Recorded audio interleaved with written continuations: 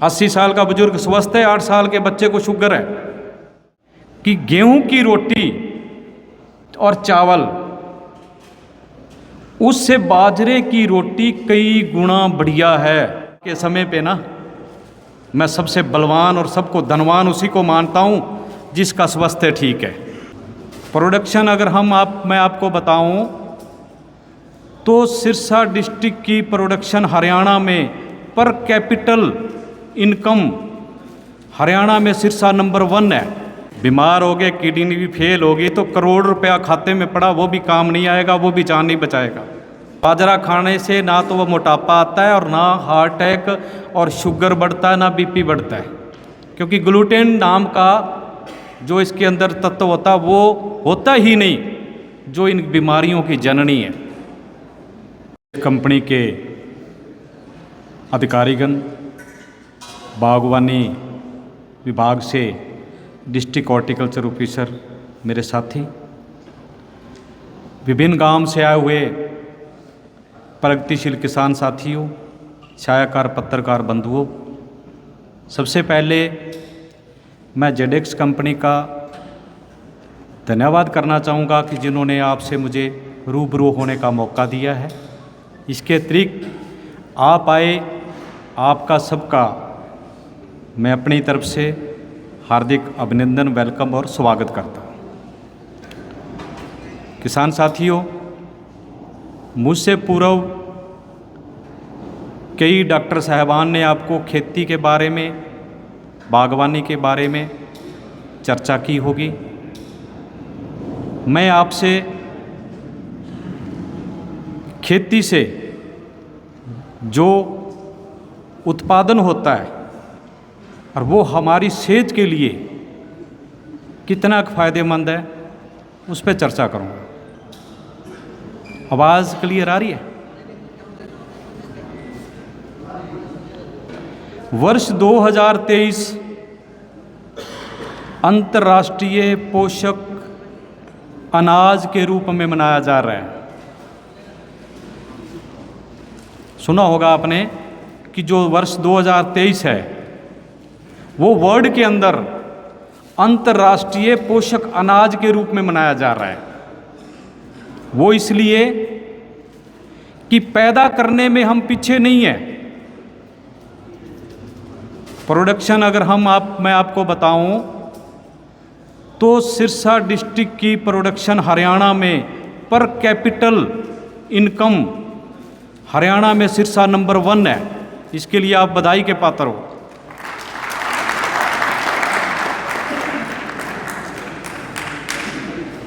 बहुत अच्छी लग रही थी, कई किसान स्माइल दे रहे थे। और आज के समय पे ना मैं सबसे बलवान और सबको धनवान उसी को मानता हूं जिसका स्वास्थ्य ठीक है। कितने किसान मेरी इस बात से एग्री हैं? वो हाथ खड़ा करना कि आज वो धनवान है जिसका स्वास्थ्य ठीक है। अदरवाइज बीमार हो गए, किडनी भी फेल होगी तो करोड़ रुपया खाते में पड़ा वो भी काम नहीं आएगा, वो भी जान नहीं बचाएगा। ये एक बड़ा सीरियस मुद्दा है। किसी सोच के साथ ये जो अपना इंटरनेशनल मिलेट ईयर मनाया जा रहा है उसका मेन तात्पर्य ये है कि आज के समय हमारे पास अनाज भंडार भरे पड़े हैं, खाने की कोई कमी नहीं है, लेकिन अब सोचना पड़ेगा कि हम बढ़िया खाएं, वो खाएं जो हमारी हेल्थ के लिए, हमारी स्वास्थ्य के लिए अच्छा हो। क्या मैसेज है इस जो अंतर्राष्ट्रीय पोषक अनाज वर्ष मनाया जा रहा है कि गेहूं और चावल को छोड़कर मोटे अनाज कौन से हैं? वो हमारे बुजुर्ग जो लालचंद जी बैठे हैं जो पहले खाया करते थे, बाजरे की रोटी, ज्वार की रोटी, कंगनी, ये मोटे अनाज में आते हैं। और आप खुद खा के देख लेना, अगर शुगर पेशेंट भी बैठे होंगे, कि गेहूं की रोटी और चावल उससे बाजरे की रोटी कई गुना बढ़िया है। हेल्थ के लिए। बाजरे की रोटी के अंदर वो सब तत्व हैं, पोषक हैं जो हमारे शरीर को चाहिए, और वो सारे के सारे अच्छे हैं। जैसे कैल्शियम और मैग्नीशियम की बात आती है कि हड्डियों के लिए बहुत ज़रूरी होता है, वो इसके अंदर भरपूर मात्रा में मिलता है। कार्बोहाइड्रेट भरपूर मात्रा में मिलते हैं। बाजरा खाने से ना तो वह मोटापा आता है और ना हार्ट अटैक और शुगर बढ़ता है, ना बीपी बढ़ता है, क्योंकि ग्लूटेन नाम का जो इसके अंदर तत्व होता है वो होता ही नहीं जो इन बीमारियों की जननी है।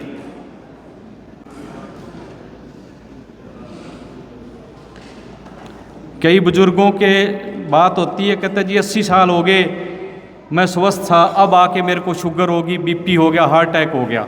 मैं तो उसके अंदर भी हम अपने आप को दोषी मानते हैं कि जब तक बुजुर्ग इंडिपेंडेंट था, अपने लेवल पे था, तब तक तो ठीक था। जब हमें संभालना पड़ा उसके बाद वो बीमार हो गया, उसके बाद शुगर होगी, उसके बाद बीपी हो गया, उसको भी हमने बीमार कर दिया।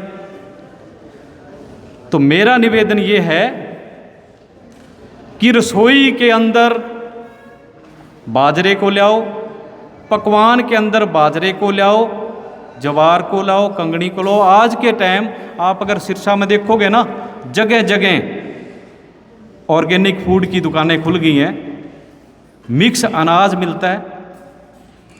मैं ये भी नहीं कहता वो खरीदो, आप अनाज लो और खुद अपनी प्रजंस में उसको मिक्स करके पिसाओ और उसकी रोटी खाओ। आप बच जाओगे, आने वाली संतान बच जाएगी, नहीं तो हम तो रोगी हो गए हैं।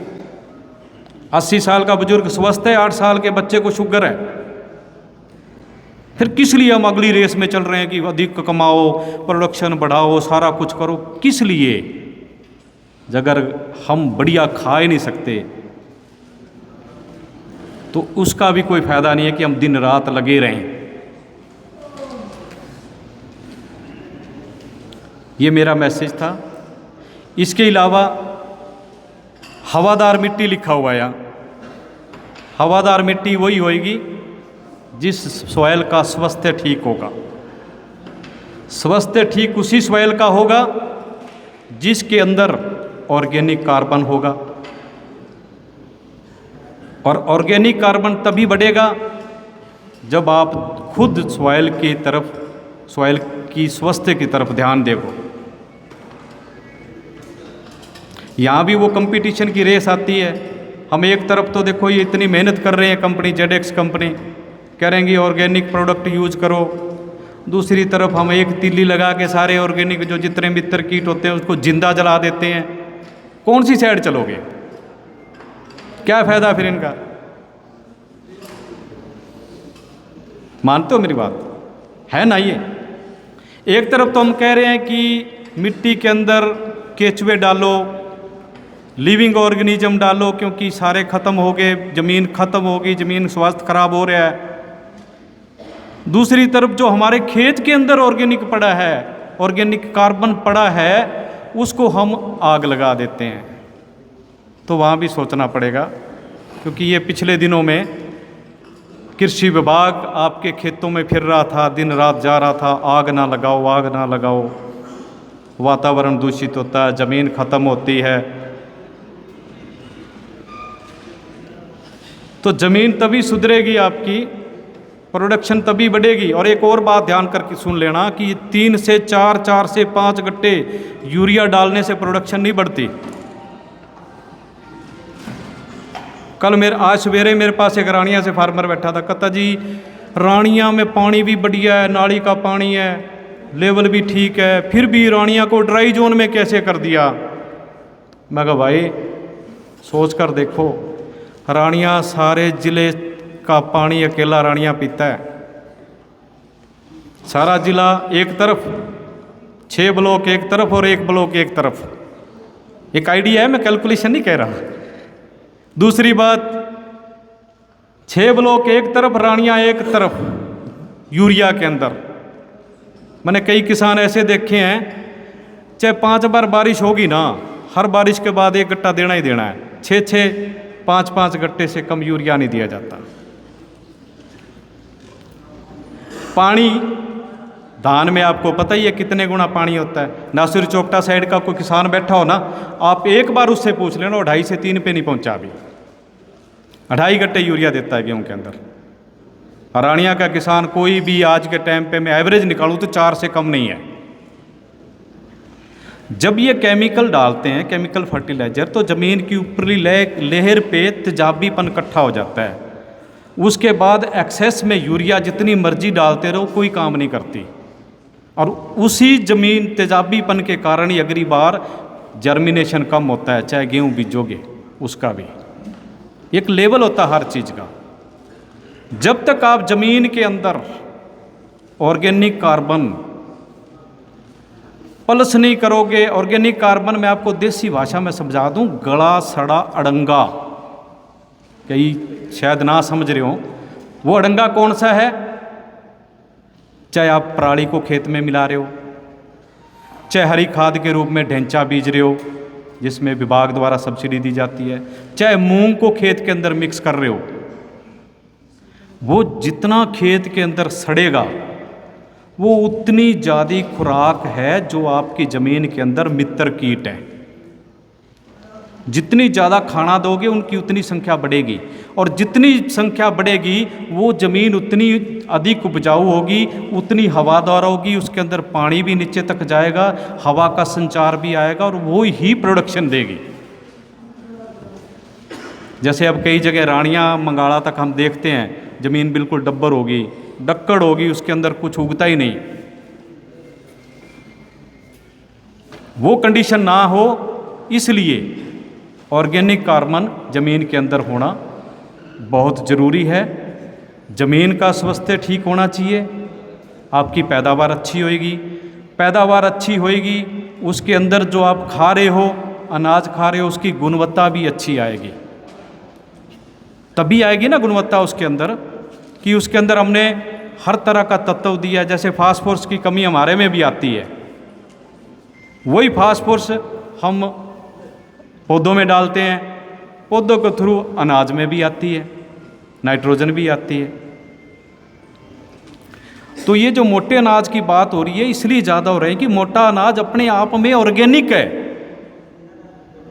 बाजरे की बात कर रहे हैं, जैसे बाजरे में क्या है, यहाँ तो फिर भी कोई सिंचाई हो जाती है। आगे राजस्थान में देखो टिब्बे में क्या डलता है, ना तो खाद डलती है, ना कोई स्प्रे होता है, कुछ भी नहीं डलता। उससे बढ़िया ऑर्गेनिक क्या हो सकता है?